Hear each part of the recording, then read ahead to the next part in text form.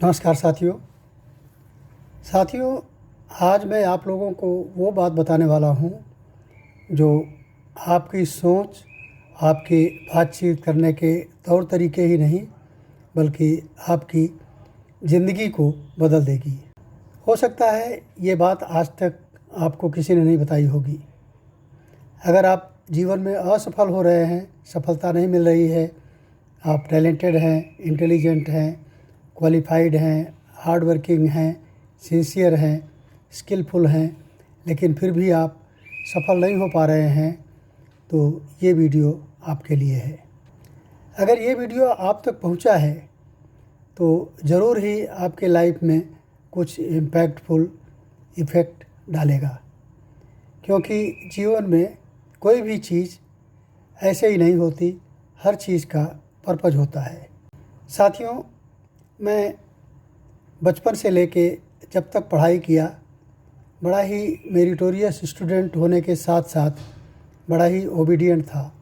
मैं अपने पेरेंट्स की बात, अपने बड़े भाई की बात, अपने चाचा ताऊ, अपने टीचर्स या जो भी हमसे बड़े रिलेशन में होते थे, उनकी बातों को मैं ईमानदारी से मानता था, सुनता था। जो हमसे छोटे थे, अगर वो हमारी बात न सुने तो मैं उसको इग्नोर कर देता था, किसी से झगड़ा नहीं करता था। हाँ, दोस्तों के साथ जो हमारे कलीग्स थे, स्टूडेंट्स थे, उनके साथ में किसी भी टॉपिक पर बात होती थी। हाँ, और होता क्या था, वो बातचीत आर्गुमेंट में बदल जाती थी। लेकिन उस समय इन सब बातों का मेरे ऊपर कोई इफ़ेक्ट नहीं दिखाई दिया, लेकिन इफ़ेक्ट था जो आपको आगे चलकर पता लगेगा। मैंने 10वीं पास की, 12वीं पास की, इंजीनियरिंग किया। मेरा सिलेक्शन एक गवर्नमेंट ऑर्गेनाइजेशन जो यूरिया फर्टिलाइज़र बनाने वाली कंपनी है, इफ़को, उसमें असिस्टेंट इंजीनियर की पोजीशन पे हो गया। मैंने वहाँ जाके ज्वाइन किया। बहुत ही खुश था कि मुझे नौकरी बहुत जल्दी मिल गई। बहुत सारे लोगों को सफ़र करना पड़ता है, स्ट्रगल करना पड़ता है, लेकिन मुझे मिल गई। मैं ऑफिस, काम, प्लांट और कॉलोनी में मुझे एकोमोडेशन भी मिल गया। मैंने गाड़ी भी खरीद ली। मेरी शादी हो गई करीब 5-6 महीने के बाद। प्रॉब्लम हमारी शुरू हुई जब शादी हो गई और प्लांट में मैंने ट्रेनिंग के बाद अपना असिस्टेंट इंजीनियर का रोल एक्वायर किया। साथियों, जैसा कि मैंने अभी आपसे बताया कि स्टूडेंट्स के रोल में जब मैं अपने दोस्तों के साथ बात करता था तो मोस्टली आर्गुमेंट हो जाया करता था। हमारी शायद बात करने के तौर तरीके ऐसे ही थे। मैं मेरी पत्नी से जब भी बात करता था, मेरी पत्नी कल्चर्ड थी, मॉरलफुल थी और उनको ये सिखाया गया था कि बड़ों का सम्मान करना चाहिए। तो उस हिसाब से वो हमारी बातों को तो मान लेती थी, लेकिन मन में, उनके मन में कहीं कहीं ये होता था कि मैं जो कुछ कह रहा हूँ क्या वो रैशनल है, लॉजिकल है, जस्टिफाइड है। वो अपने हिसाब से इसको सोचा करती थी। वो ईमानदार थी, स्ट्रेट फॉरवर्ड थी, लोगों को बोल भी देती थी, मुझे भी बोलती थी, लेकिन मेरी बातों को वो मान लिया करती थी। कुछ दिन तक तो ठीक रहा, लेकिन बाद में हमारी बातों को उन्होंने आउटराइटली मानना इनकार कर दिया। वो हर चीज़ में मुझसे जस्टिफिकेशन चाहती थी और चाहती थी कि मैं मेरी बात को, अगर उनसे कुछ कह रहा हूँ जो कि उनकी ओपिनियन के साथ नहीं था, डिफरेंट था, तो मैं उन्हें समझाऊँ, और मैं अक्सर फेल हो जाता था, उन्हें समझा नहीं पाता था। मेरी माताजी मेरे साथ रहती थी और मेरी माँ और मेरी पत्नी के डिफरेंस ऑफ ओपिनियन हुआ करते थे, और मेरी माँ अक्सर मुझसे कंप्लेन किया करती थी कि तुम मेरे बेटे हो, तुम अपनी पत्नी को समझा नहीं सकते, डांट नहीं सकते, ये मेरी बातों को बहस करती है, आसानी से जो कहती हूँ वो नहीं करती है। एक दिन मैं बैठा हुआ था, मेरी पत्नी और मेरी माँ कोई इशू लेकर के आपस में बातें कर रही थी। बात बहस जैसी हो गई, मेरी माँ नाराज़ हो गई और मुझसे कही कि तुम यहीं पर बैठे हो और तुम्हारी पत्नी मुझसे बहस कर रही है, तुम इस पर ध्यान नहीं दे रहे हो। मैंने बहुत ज़्यादा नहीं सोचा, मैंने मेरी माँ से कह दिया कि माँ, आप मेरी माँ हो, मैं आपको कुछ बोल नहीं सकता, लेकिन सच्चाई ये है कि आप इस डिस्कशन में गलत हैं। और मेरी पत्नी जो कि सही है, लॉजिकल है, रैशनल है, जस्टिफाइड है, इसलिए मैं उन्हें कैसे कुछ कहूँ। मेरी माँ को ये बात बुरी लगी, उन्होंने मुझे 2-4 हाथ लगा भी दिए। मेरी उम्र उस समय 26-27 साल की थी, मैं इफ़को में असिस्टेंट इंजीनियर था। मेरी पत्नी मुझे बचाने लगी कि आप हमारे हस्बैंड को नहीं मार सकती। मैंने देखा कि मेरी पत्नी के बचाव के कारण शायद इशू और बढ़ जाए, तो मैंने मेरी पत्नी से कहा कि तुम मेरी माँ की बेटी नहीं हो, तुम किसी और की बेटी हो, तुम हट जाओ, क्योंकि मेरी माँ तुम्हें पीट सकती है। मैं उसका बेटा हूँ, मुझे वो 2-4 हाथ मारने के बाद उसे दया आ जाएगी तो शायद वो कुछ नहीं करेगी। ये बात सुनकर मेरी माँ को हंसी आ गई और उन्होंने कहा, अच्छा तो मैं निर्दयी हूँ, मैं दूसरे की बेटी को मारूंगी। बात आई गई हो गई।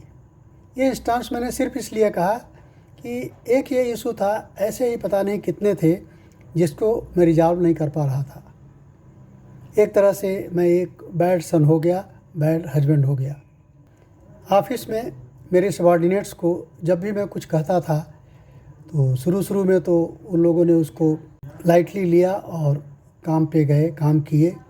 लेकिन कुछ दिनों के बाद वो लोग ऐसा शो करने लगे कि जैसे मैं उनके ऊपर एक बॉस जैसा काम कर रहा हूँ, मैं उन्हें आर्डर दे रहा हूँ, जो उनके ईगो को हर्ट कर रहा था। तो वो लोग लाइक नहीं कर रहे थे। वहाँ पर भी एक तरह से मुझे लग रहा था कि शायद मैं फेल्योर हूँ। मेरे जो सुपीरियर थे, मैंने हमेशा ये कोशिश किया था कि मैं अपने वैल्यूज़ के साथ कंप्रोमाइज़ नहीं करूँ, कंपनी के हित के लिए हमेशा काम करूँ। तो जो भी इंस्ट्रक्शंस मुझे दिए जाते थे उसमें कुछ फेर बदल कर दिया करता था और कंपनी के हित के लिए सिंसियरली मैं कुछ डिफरेंट करता था, जो हमारे सुपीरियर्स को पसंद नहीं था। और मैं उसे भी जस्टिफाई करने की जब कोशिश किया तो मुझे भी ये ब्रांड कर दिया गया कि ये लड़का तो बात नहीं सुनता है, अपनी चलाता है। मुझे वहाँ भी फेल्योर झेलनी पड़ी। साथियों, ये सब प्रॉब्लम, और मैं हर तरफ से ऐसा लगता था कि प्रॉब्लम की जड़ मैं ही हूँ, क्योंकि हर जगह मैं तो इन्वॉल्व रहता ही था। मेरे सुपीरियर हों, कलीग्स हों, सबॉर्डिनेट्स हों, मेरी फैमिली हो, कोई भी हो, लेकिन मैं तो उसमें हमेशा इन्वॉल्व रहता था। तो मुझे ऐसा लगने लगा कि शायद प्रॉब्लम की जड़ मैं हूँ।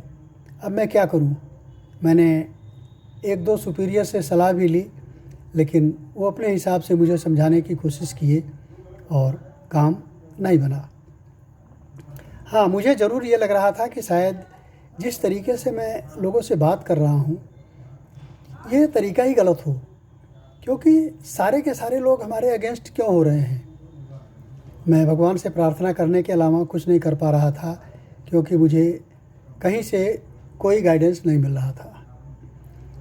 आखिरकार में शायद भगवान ने मेरी सुनी। कंपनी की तरफ से एक ट्रेनिंग प्रोग्राम स्पॉन्सर किया गया मेरे लिए। वो प्रोग्राम था करीब 1 हफ्ते का, इंटरपर्सनल कम्युनिकेशन स्किल। मैं बड़ा खुश हुआ क्योंकि मुझे इसकी शायद बहुत ज़रूरत थी। मैं गया, 1 हफ्ते का सेशन था, मैंने उसे अटेंड किया।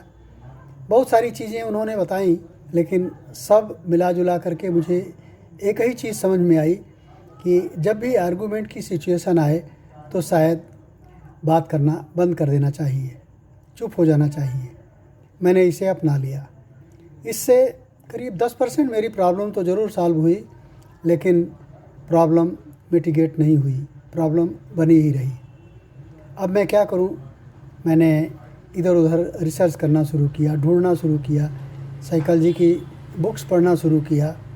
मैंने देखा कि यूएसए वगैरह में करीब 1980s में लोगों को जो ड्रग एडिक्ट्स होते थे, या जो ऐसे आदमी हैं जो स्टॉप बॉर्न हों, ज़िद्दी हों, या जिनको ऐसा माना जाता था कि इन लोगों का बिहेवियर उतना अच्छा नहीं है, उनको कोशिश किया जाता था सुधारने का, चेंज करने की कोशिश की जाती थी।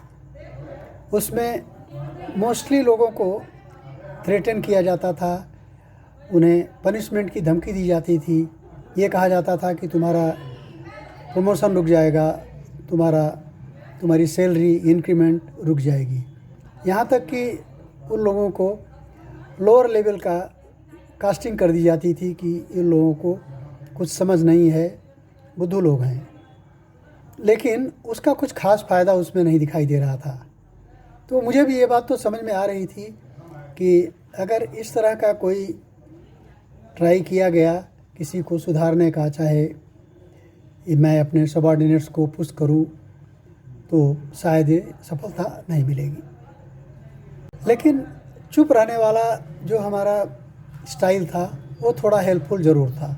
अचानक मेरा भाग्योदय आप कह लीजिए या जो भी कह लीजिए, इफ़को में जब मैं कलोल में था, उस समय कलोल ये गुजरात में एक टाउन है जहाँ पर इफ़को का फर्स्ट फर्टिलाइज़र कॉम्प्लेक्स आया था।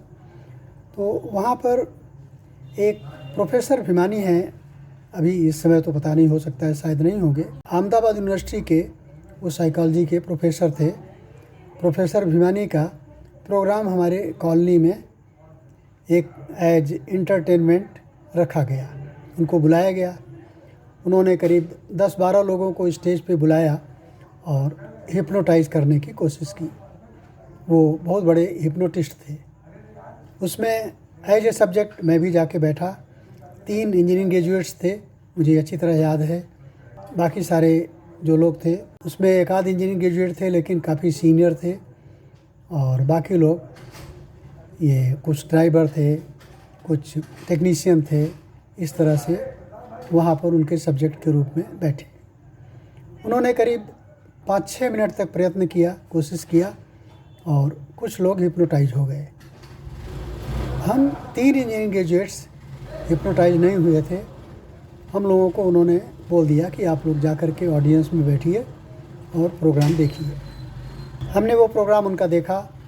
उसमें वो जो कुछ भी कहते थे, उनके सब्जेक्ट्स बिना क्वेश्चन, बिना किसी बात के बातों को मान लिया करते थे। मुझे ऐसा लगा कि शायद मेरी प्रॉब्लम का सलूशन इनके पास हो। नेक्स्ट डे वो गेस्ट हाउस में रुके हुए थे, मैं उनके पास गया। वहाँ पर करीब 10-12 लोग और आए हुए थे। उन 10-12 लोगों के आने का रीज़न था कि कोई सिगरेट का एडिक्ट था, कोई विस्की लेता था, दारू पीता था। इस तरह से वो लोग चाहते थे कि अपनी आदत को छुड़ा सकें, अपने नशे की लत को हटा सकें। प्रोफेसर भिमानी इन चीज़ों के एक्सपर्ट थे। किस तरीके से ये तो हमें नहीं मालूम, लेकिन उन्होंने कहा था कि तुम लोग आओ, हम हेल्प करेंगे तुम लोगों की।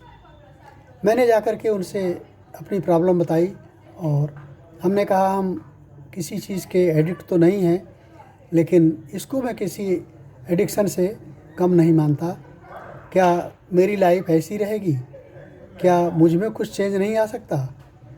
वो हंसे, मुस्कुराए, और उन्होंने मुझे आधे दिन तक की ट्रेनिंग दी वहाँ पर। वो सेशन उनका चलता रहा, उन्हें वापस जाना था, सिर्फ आधे दिन तक ही उनकी अवेलेबिलिटी थी। मैं उनके साथ रहा, उन्होंने मुझे कुछ गाइड किया। उसके साथ उन्होंने मुझे एक बुक प्रिस्क्राइब किया जिसमें MI, जिसको बोलते हैं मोटिवेशनल इंटरव्यूइंग की स्किल उसमें सिखाई गई थी। मैंने वो बुक खरीदी। कोई गाइड करने वाला था नहीं। प्रोफेसर भिमानी अहमदाबाद जा चुके थे, मेरा ट्रांसफ़र हो गया था। मैं प्रयागराज के पास फूलपुर के प्रोजेक्ट में आ गया था। लेकिन उस बुक को कैसे भी करके मैंने पढ़ना शुरू किया। उसमें जो भी बातें थी, उनमें से कुछ बातों को मैंने अपने प्रैक्टिस में लाना शुरू किया। मैंने देखा कि उस बुक में ख़ास करके एक चीज़ की स्ट्रिक्ट मनाही थी, फॉरबिडन था, कि आप अगर अपने में चेंज लाना चाहते हैं, दूसरों से आप कम्युनिकेट करते हैं, तो कभी भी उनके ईगो को हर्ट न कीजिए, उनके ईगो को टच मत कीजिए। शायद मैं यही कर रहा था। मैं जब भी किसी से कम्युनिकेट करता था तो इस तरह के इंस्ट्रक्शंस, आर्डर्स बोला करता था। जो उन लोगों को बहुत ही ख़राब लगता था। मैंने प्रैक्टिस की घर में, अपने दोस्तों के साथ, मेरे ऑफिसर्स के साथ, मेरे सबॉर्डिनेट्स के साथ। कुछ दिनों के बाद ही मुझे उसके रिज़ल्ट दिखाई दिए और आप यकीन नहीं करेंगे, करीब 1 साल के बाद लोगों के मुंह से बात सुनी जाती थी कि mister Shukla is a changed person. साथियों, मैं अपने लाइफ की 2-3 और इंसिडेंट्स को आप लोगों के साथ में शेयर करूंगा। जब मैं इफ़को फूलपुर में था, उस समय हमारे सीनियर इंजीनियर एक हुआ करते थे, उनका नाम मैं नहीं बोलूँगा, और मैं असिस्टेंट इंजीनियर था, वो सीनियर इंजीनियर थे। उनका बिहेवियर ख़ास करके सबॉर्डिनेट्स के साथ बहुत कॉर्डियल नहीं था, गाइडिंग टाइप का नहीं था, बल्कि ज़्यादातर वो इंस्ट्रक्शन और आर्डर की भाषा बोलते थे। नतीजा उसका क्या हुआ, एक दिन मैंने एक टेक्नीशियन और एक हेल्पर को कुछ डक्ट की क्लीनिंग के लिए भेजा हुआ था और टेक्नीशियन वहाँ सीढ़ी लगा करके हेल्पर को बोल दिया था कि इसे साफ़ करो, और वो खुद वहाँ बैठा हुआ था। हमारे सीनियर इंजीनियर साहब वहाँ टहलते टहलते गए, उन्होंने देखा वो टेक्नीशियन वहाँ बैठा हुआ है। टेक्नीशियन ने भी शायद ध्यान नहीं दिया होगा, बैठा ही रहा। फिर हमारे इंजीनियर साहब ने उसको डांटते हुए कहा कि ये काम टेक्नीशियन का है या हेल्पर का है। तो उसने कहा टेक्नीशियन का। तो बोले फिर तुम यहाँ क्यों बैठे हो, तुम उसको बोलो नीचे आए, तुम जाओ और उसको ओपन करो। उसने कहा ठीक है करेंगे, लेकिन ये तो एडामंड थे। उन्होंने कहा नहीं, तुम अभी इमीडिएटली जाओ, उसको नीचे उतारो। हेल्पर को उन्होंने डांट के नीचे उतार दिया और टेक्नीशियन को भेजने लगे। टेक्नीशियन ने रिफ्यूज़ कर दिया, उसने कहा मैं नहीं करूँगा। अब इनका पारा 7वें आसमान पे। वहाँ से ये सीधा मेरे ऑफिस में आए और मुझसे कंप्लेन किए। इन्होंने कहा कि वहाँ वो टेक्नीशियन और हेल्पर, टेक्नीशियन बैठा हुआ है, हेल्पर काम कर रहा है, आप किसी को देख नहीं रहे हैं, आप जाइए और उस टेक्नीशियन को बोलिए काम करे। मैं वहाँ गया था, उसने हमारी बात को इग्नोर कर दिया। मैं समझ गया कि इन्होंने उसके ईगो को टच किया है, उसका सम्मान आहत हुआ है और अभी उससे बात करना कोई मतलब नहीं है।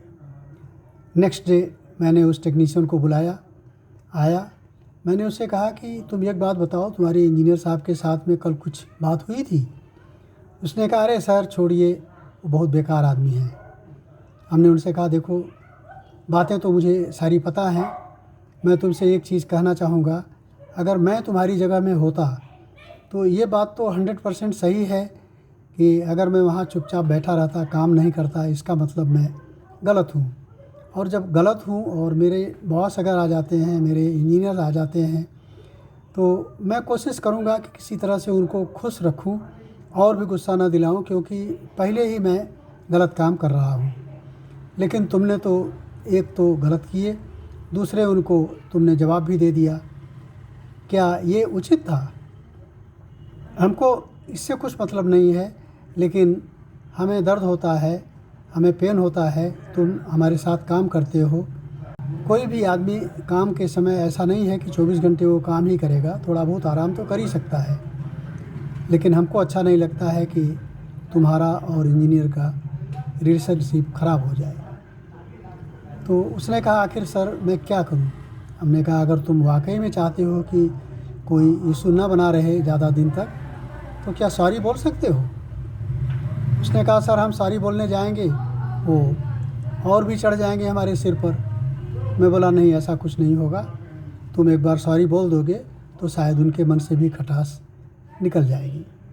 इनके जाने से पहले मैंने जा कर के उनसे कहा कि सर वो आकर के आपको सॉरी बोलेगा, और प्लीज़ फॉर गॉड सेक आप बात को ज़्यादा मत आगे बढ़ाइएगा, क्योंकि हम लोगों की भलाई इसी में है कि ये लोग हम लोगों की बात सुनते रहें।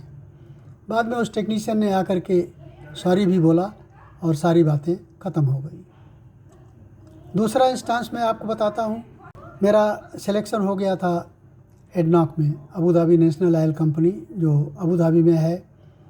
गवर्नमेंट ऑफ अबू धाबी की क्रूड प्रोसेसिंग प्लांट वहाँ पर है, मिलियन बैरल पर डे का वहाँ प्रोडक्शन है। मैं वहाँ एज मेंटेनेंस मैनेजर काम कर रहा था। वहाँ हुआ क्या था कि एक बार प्लांट शट डाउन था, उसका स्टार्टअप होने की तैयारी थी और नाइट शिफ्ट के ऑपरेटर ने वहाँ एक होस पाइप का कनेक्शन लगाया नाइट्रोजन गैस पाइपलाइन में डालने के लिए कि पाइपलाइन के अंदर जो टॉक्सिक गैसेस हैं हाइड्रोकार्बन और H2S हाइड्रोजन सल्फाइड जो कि डेडली गैस है उसको पुश करने के लिए, जिससे कि इन्वायरमेंट अच्छा हो जाए और उसके बाद उसमें हाइड्रोकार्बन चार्ज होना था।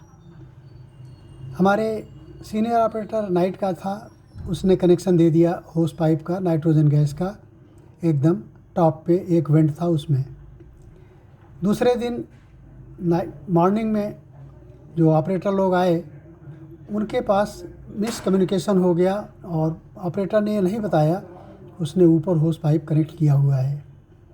नीचे से दिन के सीनियर ऑपरेटर ने एक दूसरा होस पाइप लगाया और लाइन को पर्च किया, मतलब लाइन को नाइट्रोजन डाला और उसके अंदर जो एयर थी उसको बाहर निकाला। जैसे ही उन्होंने निकाला वो होस पाइप निकाल के वहाँ पे प्लग कर दिया और कंप्रेसर चला दिया गया। कंप्रेसर चलने से बहुत हाई प्रेशर की हाइड्रोकार्बन जिसमें H2S कंटामिनेटेड था वो ऊपर के उस होस पाइप को तोड़ करके बाहर एटमॉस्फेयर में जाना शुरू हो गया। वहाँ पर एक स्टैंडिंग इंस्ट्रक्शन है कि अगर हाइड्रोजन सल्फाइड एटमॉस्फेयर में 10 पार्ट्स पर मिलियन, मतलब 1 मिलियन में से अगर 10 पार्ट हाइड्रोजन सल्फाइड मिलता है तो सारे लोग इमीडिएटली एरिया को इवैक्यूएट कर देंगे, वहाँ नहीं रहेंगे, क्योंकि उससे आदमी के मर जाने का खतरा है। लेकिन जैसे ही वो होस पाइप फट गया, वो वाल्व ऊपर का खुला हुआ था, वहाँ का जो सीनियर ऑपरेटर था वो भाग के ऊपर गया और वाल्व को बंद कर दिया। जो गैस बाहर निकल रही थी वो रुक गई, कंप्रेसर को ट्रिप कर दिया गया। बहुत बड़ा इवेंट था, बड़ा मेजर एक्सीडेंट बच गया, हो सकता है बहुत बड़ी बात हो जाती। इमीडिएटली सारे मैनेजर्स इकट्ठा हुए मीटिंग रूम में। अब ये बात होने लगी कि आखिर क्या किया जाए, पर्टिकुलरली उस सीनियर ऑपरेटर के साथ क्या किया जाए जिसने इंस्ट्रक्शन नहीं फॉलो किया और अपनी लाइफ को रिस्क करते हुए जा कर के उस वाल्व को बंद किया। अब वहाँ से सारी मीटिंग डिस्कशन, किसी में ऐसा नहीं लग रहा था कि कोई सही बात वहाँ बोलता। सही बात बोलने का मतलब हमारा ये है कि कोई ये बात नहीं बता पा रहा था कि उसने जो एक्शन लिया ऑपरेटर ने वो सही था। सब लोग बोले हाँ सर, इसने इंस्ट्रक्शन को वायलेट किया है, इसने फॉलो नहीं किया है, इसकी जान जा सकती थी। नतीजा ये हुआ कि उसे इमीडिएटली सस्पेंड कर दिया गया। साइट मैनेजर ने अपने स्टेनो को बुलाया और उसे कहा कि इनके नाम सस्पेंशन लेटर टाइप करो। अभी भी मीटिंग ख़त्म नहीं हुई थी, मैंने हिम्मत की और मैंने हमारे साइट मैनेजर, जिसको वहाँ पर वाइस प्रेसिडेंट कहते थे, मैंने उनसे कहा सर माफ़ करिएगा, कुछ बातें मैं आपके सामने रखना चाहता हूँ। हम सब लोगों ने एक इंस्ट्रक्शन बना के रखा है कि अगर H2S लीक होता है तो सब एरिया इवैक्यूएट कर दें, एरिया खाली कर दें। लेकिन सर पहली चीज़, ये लीकेज नहीं था, ये वाल्व खुला हुआ था और उस खुले हुए वाल्व से H2S एस्केप कर रहा था। उस वाल्व को बड़ी आसानी से बंद किया जा सकता था और इस सीनियर ऑपरेटर ने वहाँ जाके बंद भी किया। अगर लीक करता रहता, कोई वहाँ नहीं इसलिए जाता क्योंकि लीकेज को अटेंड करने के लिए कुछ मेजर चीज़ें करनी पड़ती। इसीलिए ये इंस्ट्रक्शन इस तरह से बनाए गए हैं कि लोग एरिया को खाली कर देंगे। लेकिन सर यहाँ इस केस में उसने जो काम किया है, उसने आइलैंड में जितने प्राणी हैं, खाली मनुष्य ही नहीं, समुद्र की जो मछलियाँ आसपास में हैं वो भी हो सकता है जल के मर जाती, लेकिन इस सीनियर ऑपरेटर ने इन सब की जान बचाई है। तो उन्होंने कहा आपका मतलब क्या है? हमने कहा सर मतलब आप अच्छी तरह समझते हैं, इसके आगे मैं कुछ नहीं कहना चाहता। इमीडिएटली वो सस्पेंशन ऑर्डर सीनियर ऑपरेटर के लिए एक अवार्ड के रूप में कन्वर्ट कर दिया गया। साथियों, अगर मैंने बातों को छुपा करके हाँ में हाँ मिलाई होती, अपीजमेंट की पॉलिसी अपनाई होती, मेरा तो कुछ ना होता, बाद में मीटिंग होती, बाद में इंक्वायरी होती, उसके जो भी सेफ गार्ड्स हम लोग बनाते, उसमें एक सेफ गार्ड ये बन सकता था कि कोई भी आदमी वहाँ जाए, लेकिन वो ऑक्सीजन मास्क पहन करके वहाँ जाएगा और उस वाल्व को बंद करेगा। और उसने किया भी यही था, ऑक्सीजन मास्क पहन करके वो जा कर के बंद किया था, टाइम वेस्ट नहीं किया था। साथियों, इस तरह से मैंने देखा कि ये सारी बात करने का जो तरीका था, जैसे कि मैं उनसे बात कर पाया अपने वैल्यूज़ को कंप्रोमाइज़ किए बिना, या हमने अपने इंडिया के वर्किंग टेन्योर में जो लोगों के साथ में बात किया, उसमें हमें जो कि एक तरह से फेल्योर दिखाई देता था, मुझे सफलता मिलने लगी। और ये सब सिर्फ इसलिए हुआ कि मैंने वो जो उस बुक में MI के प्रिंसिपल्स को लिखा गया था, उसको फॉलो किया। हाँ, ये बात ज़रूर है कि इन चीज़ों को पाने में, जानने में, समझने में, एसिमिलेट करने में और उसको प्रैक्टिस में लाने में मुझे बहुत समय लगा, क्योंकि मुझे प्रॉपर तरीके से गाइड करने वाला कोई नहीं था। इसको आप कह सकते हैं कि मैंने पीस मील बेसिस पर इसको इकट्ठा किया और उसको अपने साथ प्रैक्टिकल लाइफ में इस्तेमाल किया। वो कहते हैं ना, भानुमती का कुनबा, कहीं का ईंट कहीं का रोड़ा, भानुमती ने कुनबा जोड़ा। इसी तरह से मैंने किया हुआ था। लेटली एक दिन यहाँ पर मेरे साथ मेरे बड़े बेटे जो कि डॉक्टर हैं, वो बैठे हुए थे और किसी से कुछ चर्चा कर रहे थे इस MI के विषय में। तो मैंने भी उनको ये MI की बातें थोड़ी बताई कि हमने इसको इस तरह से पढ़ा था। तो मुझे पता लगा कि वो ऑलरेडी एक जेनोगा MI नाम का कोर्स स्टार्ट किए हुए हैं और लोगों को उसके बारे में वो स्किल देते हैं, बताते हैं। आप बिलीव नहीं करेंगे, मैंने उनका कोर्स ये कह के कि मैं जो भी तुम्हारी फ़ीस है दूंगा, मैं ज्वाइन करूंगा। उन्होंने फ़ीस मुझसे नहीं लिया, वो बात अलग है, लेकिन मैं जेनोगा MI को ज्वाइन कर लिया। मैं उनका डिसाइपल बन गया, उनका शिष्य बन गया और ये हमारे लिए बड़ी फ़ायदेमंद बात साबित हुई। इसलिए दोस्तों, अगर आपको भी ऐसा लगता है कि आप स्किल्ड हैं, इंटेलिजेंट हैं, क्वालिफाइड हैं, हार्ड वर्किंग हैं, सिंसियर हैं, लेकिन फिर भी अगर आप कम्युनिकेट नहीं कर पा रहे हैं, आपकी आदतें अच्छी नहीं हैं, खास करके देखिए तो आज जो टाइम चल रहा है, इसमें बहुत सारे लोगों को सोशल मीडिया का एडिक्शन हो गया है। और आप इस बात को समझ लीजिए, ये बहुत ही इम्पॉर्टेंट चीज़ है कि ये सोशल मीडिया अगर हमने आवश्यकता के अलावा इसको हमने स्क्रॉल किया, देखते रहे, तो ये जो हमारा ड्रग का एडिक्शन है उससे कम खतरनाक नहीं है। इसको भी जेनोगा MI एड्रेस करता है। खाली इसको ही नहीं, जो भी टाइप का एडिक्शन है, जैसे लोग दारू पीते हैं, लोग सिगरेट पीते हैं, और भी टाइप के एडिक्शन हैं, उनमें भी ये जेनोगा MI चेंजेस लाता है। अगर आप लोगों को इंटरेस्ट हो, आप लोग चाहते हो कि जेनोगा MI को ज्वाइन करें, तो इसमें कॉन्टैक्ट नंबर दिया हुआ है, आप कॉन्टैक्ट कर सकते हैं और ज्वाइन कर सकते हैं। फ्रेंड्स, अगर आप लोगों को इस वीडियो में कुछ मिल रहा हो, कुछ ऐसा लग रहा है कि यूज़फुल है, तो आप इसे शेयर करें, सब्सक्राइब करें, लाइक करें। Thank you.